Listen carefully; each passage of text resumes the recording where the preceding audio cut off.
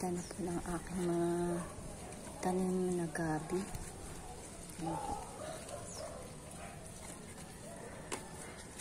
Ito po yung kulay pulang gabi. Yan. Ito po yung puti. Yan.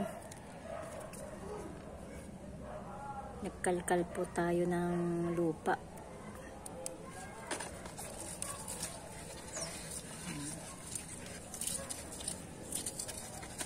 Kalkal. Kalkal.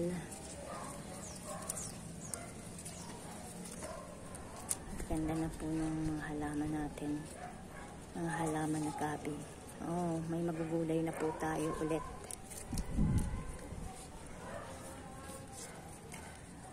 Ito po yung kinainan ng ng uod. May mga kinainan po sila ng uod. Inalis ko na nung nakaraan. Hello po sa akin pong mga followers at mga nagpa-follow po sa aking dito po sa aking YouTube channel. Ayan po. Hello po sa aking mga subscriber at sa mga friends at sa mga nagpa-follow po sa akin. Hello po. Eto po. Ayan, eto po yung alupati. Oh, ang ganda-ganda na po ng kanyang dahon. Talagang siya, oh. Oh. Oh. Ganda. Diba po?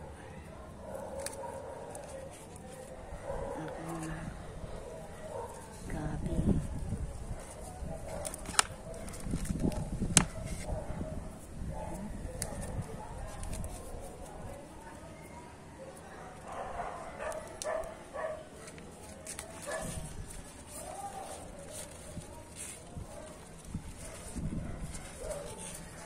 Simple natin ito.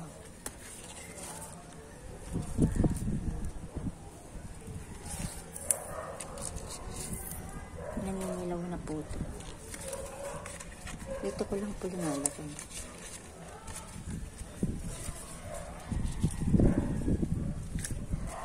Ito po yung mga kinainan ng uod. Ayun. Ang ganda pa rin ng dahon nila. Diba po?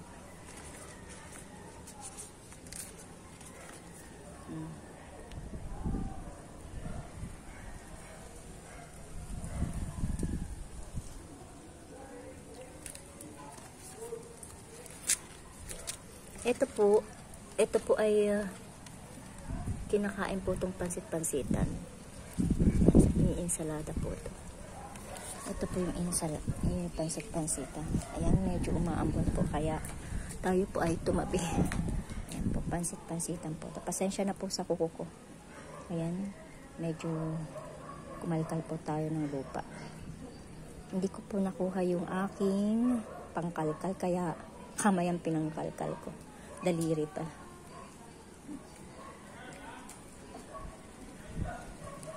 Ayan, umaambon na. Umaambon na. Kaya po, tayo po ay tumabi. Ito na po yung ating tubig ulan.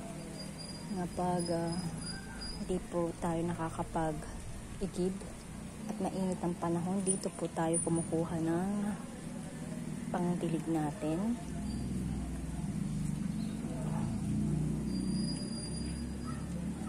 At eto po yung inalisan ko po ng dahon tong aking bayabas kasi po nung tag-init po ay marami po siyang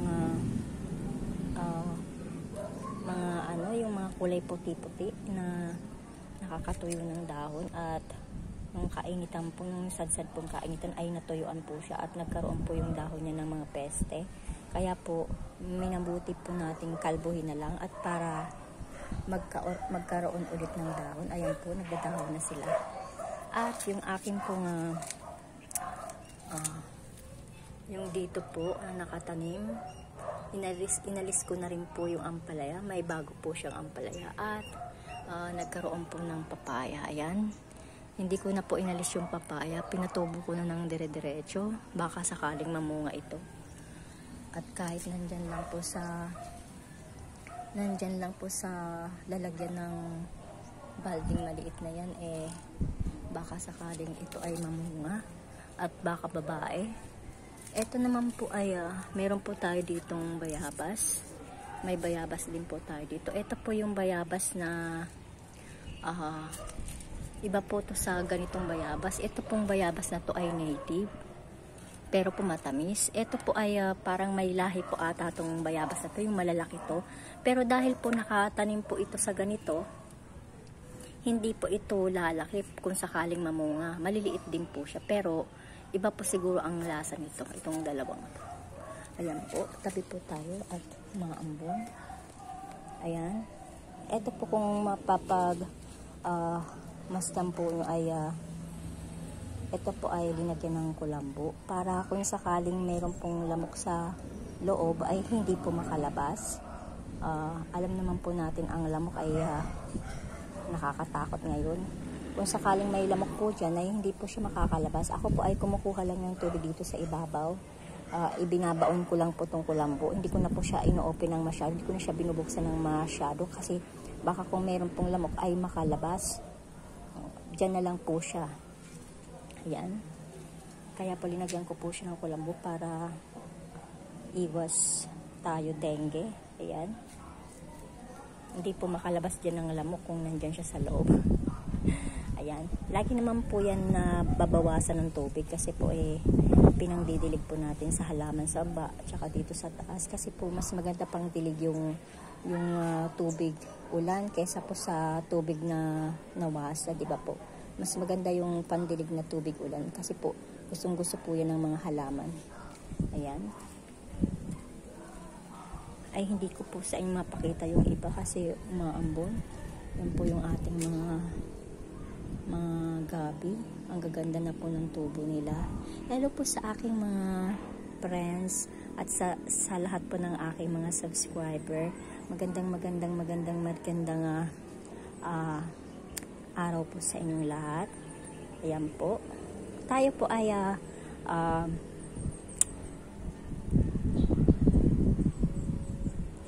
kahit pa paano ay nakakapag dalaw pa rin po tayo sa ating mga friends po dyan dito sa YouTube channel natin. Ito pong Wings Zarika. Ayan po. Ayan. Hello po sa aking mga subscriber. Ayan po yung aking pong mga subscriber.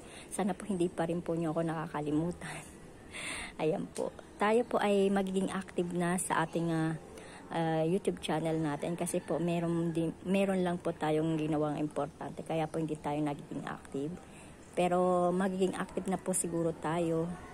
Ayan po. Kaya po, sana po ay magkita-kita po tayo sa mga ating mga pinopost na ating mga video. Ayan po. Comment lang po at balikan lang po tayo ng mga comment. Ayan, para po manumbalik po yung ating mga naputol na pagkakaibigan dito sa YouTube channel natin. Ayan po. Hello po sa ating mga friends po dyan, sa lahat po ng aking mga subscribers sa aking YouTube channel. Ayan po. Kumusta po kayong lahat? Namimiss ko na po kayo. Ayan. Hello po. Ayan, pinakita ko lang po sa inyo yung aking mga tanim. Ayan po yung aking mga tanim na gabi. Ayan po ay ilang beses ko na po yan na binablog. Wala pa rin humpay po sa pagtubo yung mga dahon nila at talagang pag ginugulay po yan ay talagang napakasarap. Ay wala po siyang kakati-kati. Wala po talaga po siyang kakati-kati. Kaya po may halo po yan sa ibaba na tanim na mga kangkong. Ayan, mga tanim na kangkong. Kaya po talagang inaalagaan po natin dahil ang laki na po ng mga pakinabang yan. Taon na po ang nakakalipas. Ayan po, magsimula pa po nung hindi pa po nagpa-pandemic, talagang may pakinabang hanggang ngayon. Ayan, nung isang araw nakuhaan ko pa lang po yan ng panggata po natin na ulam. Ginataan po natin yung laing. O ngayon, ang dami na naman pong tubo na dahon, malalaki na po. At meron din po tayo doon na isang alugbati. Ayan. Masarap din po yung may alugbati po pala kulay green yung tangkay. Yan po ay alugbating, ito po. Alugbating violet. Ayan po. Ayan, layo po tayo kasi umambon. Ayan.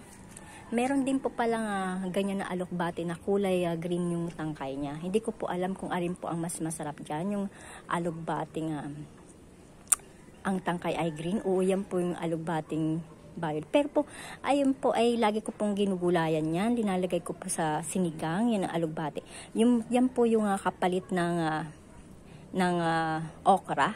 Kung wala po tayong okra, yan po ang pangpalit kasi po ay pag linalagay po yan sa sinabawan ay talagang naglalaway po siya. Yung katas po niya ay malaway, yung magiging sabaw niya magiging malaway. Kaya po sa ating pong mga friends po dyan at mga subscriber, magandang araw po sa ating lahat. Ayun, namimiss ko na po kayo. Ayan, pinakita ko lang po sa inyo yung aking taniman na gabi. Hello po sa ating lahat. Hello. Ayan. Umaambon po dito sa ating lugar. Yan, umaambon po. Kaya po, medyo tayo ay naghinay-hinay lumabas at tayo po ay inuubos, sinisip po. Nako, ang aking pong pose ay kakaiba. Hello po sa ating lahat. Yan, magandang araw po sa ating lahat. Hello po sa ating mga friends po dyan. Magandang araw po. Yan yung ating mga tanim. Hindi na po ako hindi na po tayo makakapag-ikot dahil umaambon po. Yan, yung dalawa pong lalagyan doon ay wala na, nasira po yung linagay kong tanim. Kasi po buso po dito sa amin yung pagtag-ulan, nagkakaroon po yung mga ganyan pong tinataniman ng yung susong maliliit, ay pag tinaniman mo po ng maliliit na tumutubo pa lang, kinakain nila agad, kahit seeds pa lang, hindi pa tumutubo, kinakain na pati seeds, kaya hindi po tumubo yung aking mga pinapatubong mga seeds dahil kinain po ng mga maliliit na suso. Ayan, pag tag-ulan po kasi ay lumalabas po yung mga ganyan na mga hindi dapat po talaga yan sa loob ng taniman. Ay talagang ang bilis-bilis po kumain niya ng mga dahon, pati po mga ugat-ugat kinakain nila, yung maliliit na suso. Ubus po talaga yung aking mga pinatubong mga seeds, walang natira kahit isa. Kaya po sa aking mga friends, hello po, magandang araw po, namiss ko na po kayong lahat. Kaya po, ayan. Ayan, baka wala na pong ambon. Ayan, ay, maambon pa rin po. Ayan yung ating, ayan, parang uulan po, di ba po? Madilim po yung kalangitan. Ayan, madilim po yung kalangitan ngayon. Kaya po, hindi po tayo makapag-ikot-ikot dito sa ating taniman. Kaya hanggang dito lang po tayo sa pinakababa. Ayan. Tayo po ay yan lang po muna ang ating content ngayon. At yung ating tubig. Yan. Yung ating kuko. Sausaw po na para mawala yung dumi. Yan. Ito po ay ano ko po ng lupa. Diyan sa paso. Yan po. At tumutubo na rin po talaga yung ating bayabas. Ayan po. Eh, malaki na po talaga to. Ay, ito na po ay namumunga na. Kaya lang po nung nakaligtaan ko pong puntahan, ilang araw lang po ay natuyuan siya. Tapos nagkaroon po ng mga peste yung dahon niya. Kaya po, minabuti ko pong alisin na lang yung mga dahon. At alam ko tutubo naman po siya. Ayan, tumubo nga. Ang ganda-ganda ng kanyang tubo. Oh, ganda po ng kanyang tubo. At ang aking papaya ay maganda na rin. Kaya po, tingnan po natin yung ating ayun, umaambon po siya. Ayan, masama po talaga yung panahon dito sa aming lugar. Ayan, buti na nga po nakaalis na ata yung bagyo. Ayan.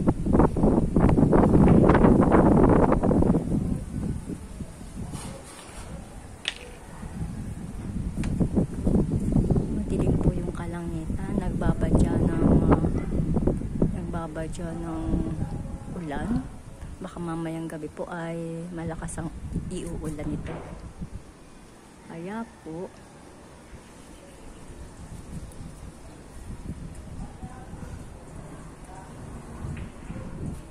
ito po yung ating tanim. Ayan po. Ang ganda-ganda na. Naulan na siya. Ito po yung ano. Ito po ay kinakain po yan. Di ba po? Yung iba ko pong vlog ay makikita po nyo to. Ito po ay iniinsalada. Ayan po. Marami po siya. Ayan o. Iniinsalada po yan. Kaya hindi ko po siya inaalis. Tawag po niyan pansit-pansitan. Ito po, ang ganda-ganda po ng ganitong halaman.